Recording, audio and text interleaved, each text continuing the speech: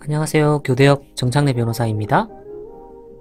이전에 옛날에 제가 초창기 개업했을 때 사건은 한번 했던 거 소개해 보도록 하겠습니다.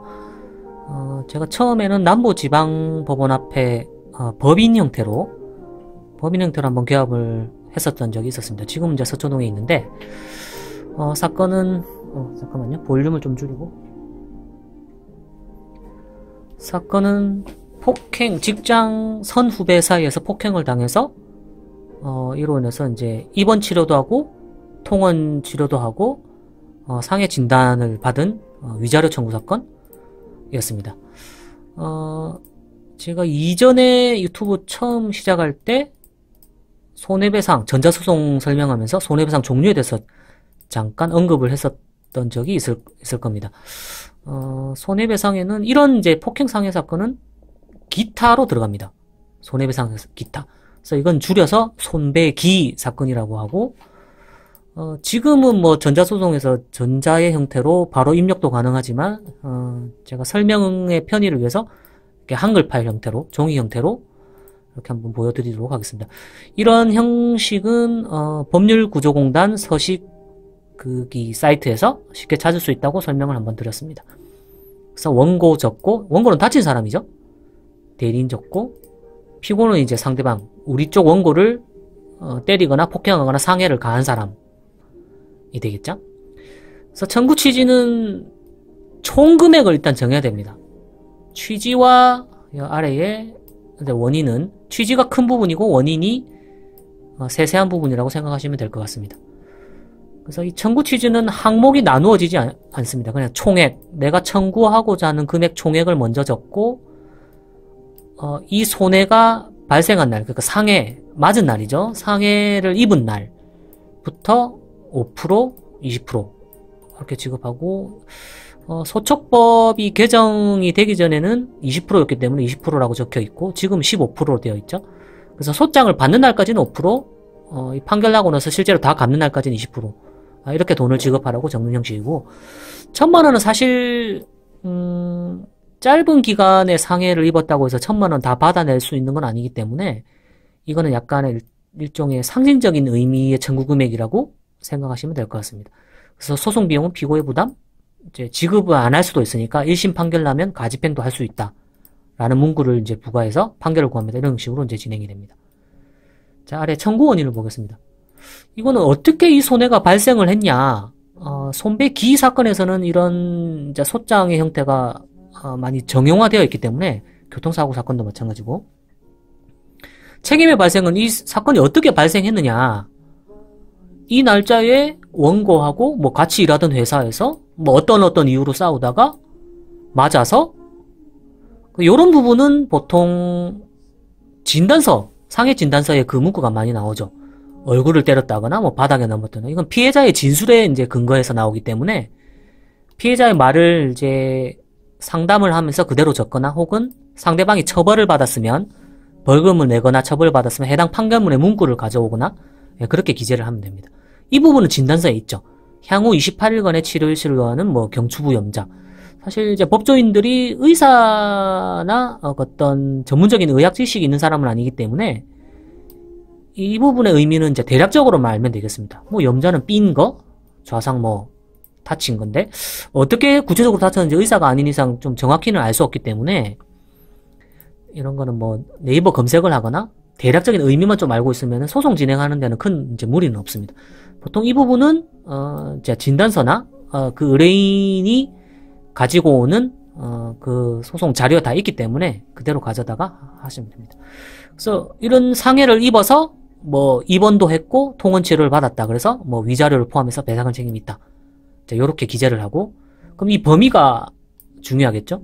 아까 제가 청구 취지에서 총액을 먼저 적는다고 했는데, 청구 원인에서는 이거를 이제 세분화해서 서시를 해줘야 됩니다. 일단 치료 실비가 있겠죠? 치료가 계속되고 있으면 이 소장을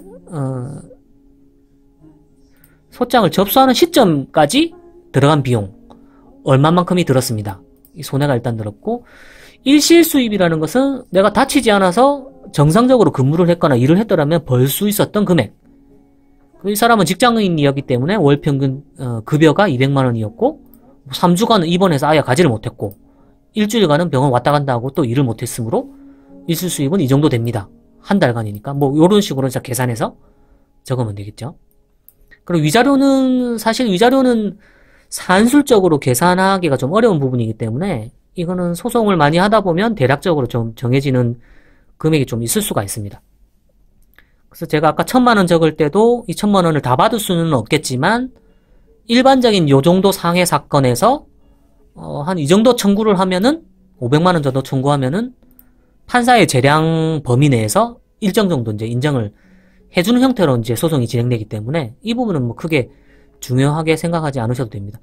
근데 보통 소송 금액이 커져서 합의나 조정이 안 되는 경우에는 판결로 가게 되면은 원고 측에서 패소한 금액만큼 변호사의 비용이라든지 그런 부분을 부담할 수도 있기 때문에 조금 적절하게 하는 것이 필요하다고 봅니다.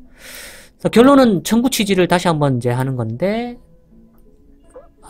중간에 있는 청구원인 부분을 다 합친 이 총금액 1000만 원과 상해를 입은 날부터 아까 위에서 설명한 이 각 비율에 따라서 이제 손해금을 받기 위해서 이 사건 소송을 합니다. 이제 이렇게 적으시면 되는 거고 제가 이거를 처음 이 소장의 경우에는 상대방이 처벌받은 형사 판결문을 일단 첨부를 해서 소송을 제기했고 지금 입증 방법에 그게 없죠. 치료비 영수증이라든지 진단서라든지 그런 내역이 없죠. 이거는 소송이 진행됨에 따라서 추가로 이제 제출을 하면 되기 때문에 일단 이렇게 해서 소송이 진행 가능할 수 있습니다. 자, 요렇게 소장을 한번 설명드렸고요. 실제 제가 소장을 접수하고 난 이후에 치료비 영수증이라든지 월급여 내역 200만원 진짜 맞느냐, 위자료는 왜 500만원씩이나 내느냐, 예를 들어 뭐 정신과 치료를 받아서 이 충격에 대한 뭐 정신적 충격이 아직도 계속되고 있다, 그런 치료 내역도 있을 수가 있겠고, 뭐 대인관계 기피가 생길 수도 있겠고, 예, 그런 증명 자료를 이후에 이제 내는 식으로 해서 소송을 진행하다가 재판부에서는 이제 합의 조정으로 갈 수도 있고 이렇게 화해 공고를 내릴 수도 있습니다. 이거는 말 그대로 화해를 권고하는 거죠. 그래서 이 아래쪽에 보면은 자, 이 결정서를 송달받은 날부터 2주 이내에 이의를 신청하지 않으면은 재판상하회와 같은 효력을 가지며 더 이상 항소나 상고를 할 수 없고 이제 1심에서 끝나게 되는 겁니다. 확정 판결과 동일한 효력이 있습니다. 그래서 이걸 금액을 보고 보통 총금액을 중시하기 때문에 금액을 보고 적절하게 쌍방 받아들인다고 하면은 2주 이내에 이의를 하지 않으면은 이제 확정이 되게 되겠죠. 그래서 이번 사건에서는 이렇게 해서 자, 위 사건의 공평한 해결을 위하여 당사자의 이익이나 모든 사정을 참작하여 다음과 같이 결정한다. 그래서 금액은 저희가 1000만 원을 청구했지만 이렇게 나왔죠. 530만 원. 그래서 실제 치료비 이거는 뭐 변할 수가 없는 거죠. 내가 그 돈을 쓴 거는 맞으니까 치료받으면서. 그리고 일시 수입은 뭐 급여 내역이나 이런 걸 볼 때 원천 징수 영수증 이런 걸 제출하면은 이제 재판부에서 인정하는 금액 이제 이렇게 인정되었다는 뜻이고, 위자료는 이 사건에서는 한 입원을 한 3주간 했지만 폭행 상해 사건에서 100만 원 정도 받으면 되지 않겠나 싶어서 판사가 100만 원을 정해서 이렇게 화해 공고를 내는 겁니다.